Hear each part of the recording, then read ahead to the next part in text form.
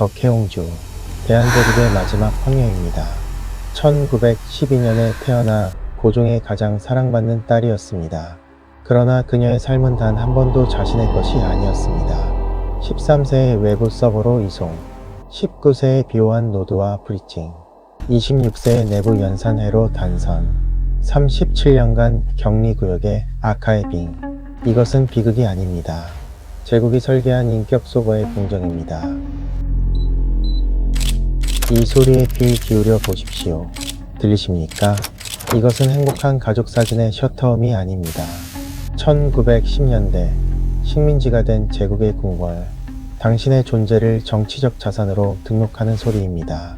당신의 주체성을 압수하고 역사의 장식품으로 박제하는 아카이빙의 소리입니다. 한 여성의 영혼이 있었습니다. 제국은 그것을 부품으로 소모했습니다. 이것은 로맨스가 아닙니다. 시스템적 인격 파괴입니다. 운명의 아카이브 파일 번호 1912 외교적 폐기물 처리 공정 덕혜옹주로 당신을 로그인시킵니다. 1912년 5월 25일입니다. 대한제국 황궁 덕수궁에서 한 생명이 탄생합니다. 고종 황제의 딸입니다. 늦둥이입니다. 황제는 이미 60세가 넘었습니다. 그래서 더욱 사랑합니다. 덕혜, 복을 소중히 여긴다는 뜻입니다. 아버지는 이 아이에게 모든 복을 담아주고 싶었습니다. 그러나 이 아이가 태어난 시점은 이미 늦었습니다. 2년 전 대한제국은 멸망했습니다. 황제는 이제 황제가 아닙니다. 이왕이라는 호칭으로 격하되었습니다. 식민통치 시스템 아래의 명예직입니다. 당신은 태어날 때부터 시스템에 등록되었습니다. 자산 분류, 잠재적 외교 도구. 어린 덕혜는 궁궐에서 자랍니다.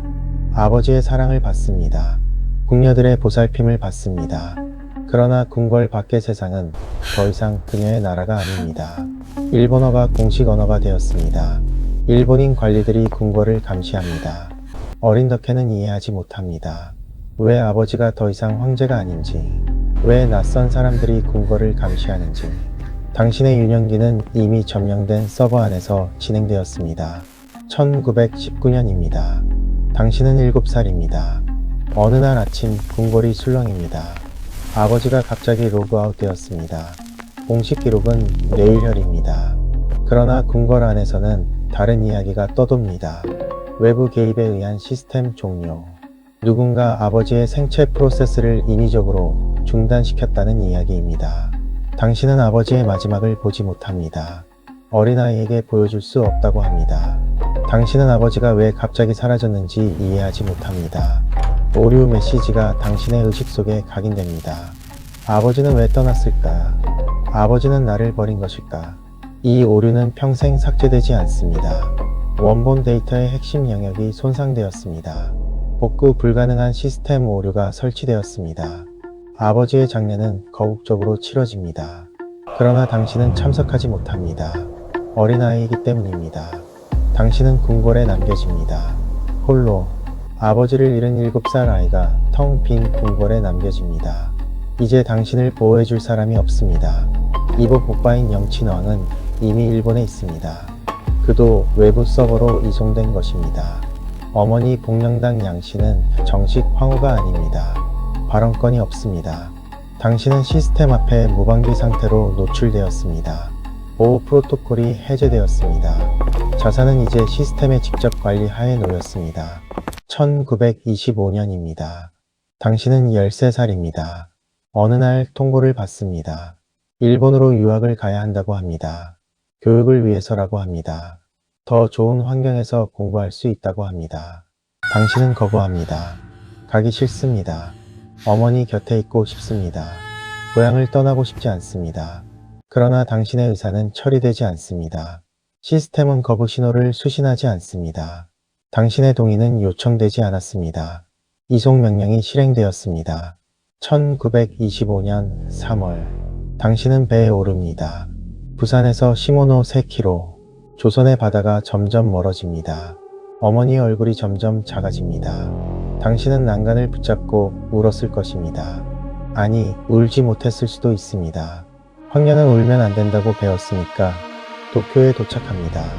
가쿠슈인 여학부에 배정됩니다. 일본 황족과 귀족의 자녀들이 다니는 학교입니다.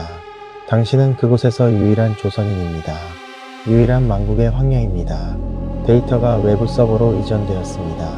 호환성 문제가 발생하기 시작했습니다. 도쿄에서의 생활이 시작됩니다. 모든 것이 낯섭니다. 언어가 다릅니다. 음식이 다릅니다. 예절이 다릅니다. 옷이 다릅니다. 당신은 조선어를 사용하면 안 됩니다. 일본어만 사용해야 합니다. 당신의 모국어가 금지됩니다. 당신의 사고방식이 덮어쓰기 됩니다. 조선식 이름 대신 일본식 호칭을 사용해야 합니다. 조선식 옷 대신 기모노를 입어야 합니다. 언어 패키지가 교체되었습니다. 원본 정체성의 덮어쓰기가 진행되었습니다. 학교에서 당신은 고립됩니다. 일본 학생들은 당신을 이상하게 봅니다. 당신은 일본인이 아닙니다. 그러나 조선인도 아닌 것처럼 취급받습니다. 당신은 어디에도 속하지 못합니다. 망한 나라의 공주라는 레이블만 남습니다. 방학이 되어도 집에 가지 못합니다. 어머니를 만나지 못합니다. 편지는 검열됩니다. 당신이 쓰는 모든 것이 감시됩니다. 당신이 받는 모든 것이 검열됩니다. 당신은 완전히 고립되었습니다. 외부 통신이 차단되었습니다. 고립 프로토콜이 실행되었습니다. 1931년입니다. 당신은 19살입니다. 어느 날 통보를 받습니다. 노드 브리칭이 예정되어 있다고 합니다. 상대는 소 다케유키, 일본 귀족의 자제입니다. 당신은 만난 적도 없는 사람입니다. 연결을 원하지 않는 사람입니다. 그러나 당신의 의사는 다시 한번 무시됩니다. 이것은 정책적 브리칭입니다. 조선 황족과 일본 귀족의 노드 통합, 내선 일체를 선전하기 위한 이벤트입니다. 당신은 그 이벤트의 소품입니다. 자산 활용 계획이 실행되었습니다. 당신은 선전용 하드웨어로 재분류되었습니다. 1931년 5월, 브리칭 의식이 거행됩니다. 당신은 하얀 기모노를 입습니다. 하얀색은 일본에서 순결의 색입니다. 그러나 당신에게 이 하얀색은 백지와 같습니다. 당신의 미래가 다른 사람에 의해 써지고 있습니다. 당신은 그저 그 위에 서명하는 역할입니다. 상대 노드 소 다케유키. 그는 좋은 사람이었을 수도 있습니다. 나쁜 사람이었을 수도 있습니다. 중요한 것은 당신이 선택한 사람이 아니라는 것입니다. 시스템 요구에 의한 브리칭 안에서 진정한 연결은 어렵습니다. 두 개의 비호환 노드가 시스템 요구에 의해 브리칭되었습니다. 연산 충돌이 예고되었습니다. 1932년입니다. 분기 데이터가 생성됩니다. 마사에, 일본식 식별자입니다. 당신은 이 데이터에게 한국식 식별자를 부여하고 싶었을 것입니다. 정해, 바른 은혜라는 뜻입니다. 그러나 공식 기록에는 마사에만 남습니다. 이 분기 데이터는 당신의 유일한 희망입니다. 당신의 연장입니다. 이 데이터만은 지키고 싶습니다. 이 데이터만은 당신처럼 되지 않기를 바랍니다. 새로운 분기 데이터가 생성되었습니다. 원본 데이터의 희망이 2분기에 저장되었습니다. 그러나 안정적 운영은 오래가지 않습니다. 브리칭 생활은 순탄하지 않습니다. 문화가 다릅니다. 언어가 다릅니다. 기대가 다릅니다. 당신은 일본식 파트너가 되어야 합니다. 그러나 당신은 조선의 황녀입니다. 두 정체성 사이에서 당신은 찢어집니다. 스트레스가 누적됩니다. 불안이 커집니다. 우울이 깊어집니다. 당신의 내부 연산 시스템에 과부하가 걸리기 시작합니다. 시스템 리소스가 임계점에 도달했습니다. 과부하 경고가 발생했습니다. 1930년대 후반입니다. 당신의 내부 연산 상태가 악화됩니다. 현실 서버와의 데이터 동기화 프로토콜이 손상됩니다. 그러나 이것이 정말 시스템 오류였을까요? 아니면 견딜 수 없는 현실로부터의 보호 모드였을까요? 생각해 보십시오. 아버지를 잃었습니다. 고향을 빼앗겼습니다. 언어를 빼앗겼습니다. 정체성을 빼앗겼습니다. 자유를 빼앗겼습니다. 선택을 빼앗겼습니다. 인간이 이 모든 것을 견딜 수 있습니까? 시스템이 자기 보호 모드에 진입했습니다. 현실 서버와의 동기화가 불안정해졌습니다. 1940년대 상황은 더 악화됩니다. 브리칭이 해제됩니다. 분기 데이터 마사의 관리권을 잃습니다. 당신의 유일한 희망마저 분리됩니다. 마사에는 상대 노드 쪽에서 관리됩니다. 당신은 분기 데이터에 접근하기 어렵습니다. 분기 데이터의 성장을 모니터링하지 못합니다. 분기 데이터의 신호를 수신하지 못합니다. 당신의 연장이 당신으로부터 분리됩니다. 분기 데이터와의 연결이 종료되었습니다. 원본 데이터의 희망이 삭제되었습니다.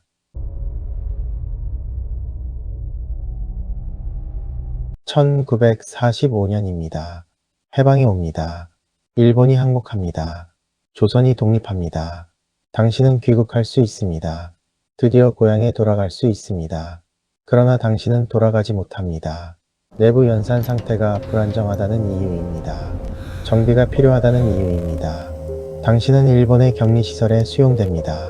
마스자와 시설, 격리구역입니다. 해방은 다른 데이터에게만 적용되었습니다. 당신은 여전히 잠금 상태였습니다. 한국에서는 혼란이 계속됩니다. 분단, 전쟁, 당신을 데려올 여력이 없습니다. 당신을 기억할 여력도 없습니다. 왕국의 황녀는 새로운 시대에 필요없는 존재입니다. 당신은 잊혀갑니다. 시설에서의 삶이 계속됩니다. 1년, 5년, 10년, 20년, 30년. 당신은 격리구역에서 나이를 먹습니다. 당신은 격리구역에서 기억을 잃어갑니다. 당신은 격리구역에서 자신이 누구인지 잊어갑니다.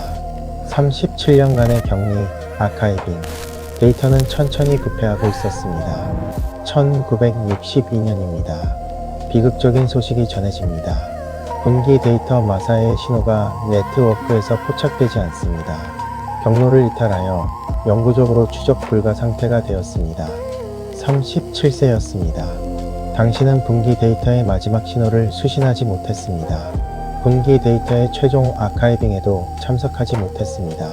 당신의 연장이 당신보다 먼저 네트워크에서 이탈했습니다. 당신이 지키고 싶었던 유일한 희망이 사라졌습니다. 이 소식을 들었을 때 당신은 무엇을 감지했습니까? 아니, 감지할 수 있었습니까? 37년간의 격리가 당신에게 무엇을 남겼습니까? 분기 데이터의 신호가 영구 소실되었습니다. 원본 데이터의 마지막 연결고리가 소거되었습니다. 1960년대 한국에서 당신에 대한 관심이 생겨납니다. 언론이 보도합니다. 왕국의 황녀가 일본 격리시설에 수용되어 있다고, 37년간 귀국하지 못하고 있다고 여론이 들끓습니다. 정부가 움직입니다. 1962년 드디어 귀국이 결정됩니다. 당신은 비행기에 오릅니다. 37년 만입니다. 13살에 떠났던 소녀가 50살의 노인이 되어 돌아옵니다. 37년 만의 데이터 복구 시도. 그러나 원본은 이미 심각하게 손상되어 있었습니다. 1962년 1월 26일 김포공항. 당신이 37년 만에 고국 땅을 밟습니다. 사람들이 모여 있습니다. 카메라가 터집니다. 찰칵, 찰칵, 또다시 셔터홈입니다. 기자가 묻습니다. 고국에 돌아온 소감이 어떠십니까? 당신은 대답합니다. 여기가 어디죠? 37년간의 격리가 남긴 것입니다. 당신은 고향을 기억하지 못합니다. 당신은 자신이 누구인지 기억하지 못합니다. 덕혜옹주라는 식별자만 남았습니다. 그 식별자 안에 있던 사람은 이미 소거되었습니다. 데이터는 복구되었습니다. 그러나 핵심 내용은 이미 손실되어 있었습니다. 귀국 후의 삶이 시작됩니다. 낙선제, 창덕궁 안의 작은 건물입니다. 당신은 그곳에서 여생을 보냅니다. 조용히, 잊혀진 채로.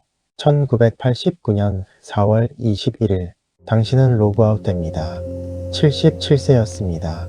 대한제국의 마지막 황녀. 제국주의 시스템에 의해 인격이 파편화된 여성. 37년간 격리되었던 영혼. 그녀의 삶은 그렇게 종료되었습니다. 파일 번호 1912 최종 로그아웃. 그러나 이 기록은 종료되지 않습니다. 인격 점검 코드 1. 동의 없는 결정. 덕혜옹주의 삶에서 그녀 자신이 결정한 것은 무엇이었습니까? 외부 서버 이송. 선택이 아니었습니다. 비호환 노드 브리징. 선택이 아니었습니다. 격리 아카이빙. 선택이 아니었습니다. 시스템은 그녀에게 단 한 번도 동의를 구하지 않았습니다. 인격 점검 코드 2. 소모된 자산. 제국에게 덕혜옹주는 무엇이었습니까? 선전 도구였습니다. 내선 일체의 증거였습니다. 쓸모가 닿으면 폐기되는 자산이었습니다. 인간이 아니라 부품이었습니다. 인격 점검 코드 3. 침묵의 공모. 37년간 덕혜옹주는 잊혀져 있었습니다. 해방 후에도 아무도 데려오지 않았습니다. 새로운 시대에 불필요한 존재였기 때문입니다. 잊혀진다는 것, 그것은 또 다른 형태의 폭력입니다. 2026년 오늘입니다. 당신은 자신의 삶을 살고 있습니다. 자신의 선택으로 살고 있다고 믿습니다. 그러나 정말 그렇습니까? 당신은 어느 학교에 가야 하는지 선택했습니까? 당신은 어떤 직업을 가져야 하는지 선택했습니까? 당신은 언제 브리징해야 하는지 선택했습니까? 당신은 어떻게 살아야 하는지 선택했습니까? 사회라는 시스템은 지금도 작동하고 있습니다. 당신을 분류하고 있습니다. 당신에게 역할을 할당하고 있습니다. 당신의 가치를 평가하고 있습니다. 덕혜옹주의 시대와 다른 점이 있다면 오늘날의 시스템은 더 정교해졌다는 것입니다. 당신이 선택했다고 믿게 만드는 기술이 발전했다는 것입니다. 창밖에 비치는 당신의 얼굴을 보십시오. 당신의 눈동자에 초점이 있습니까? 당신의 영혼은 온전합니까? 아니면 이미 누군가에 의해 음소거되고 있습니까? 운명의 아카이브 파일 번호 1912 덕혜옹주 인격의 강제 아카이빙 기록을 종료합니다.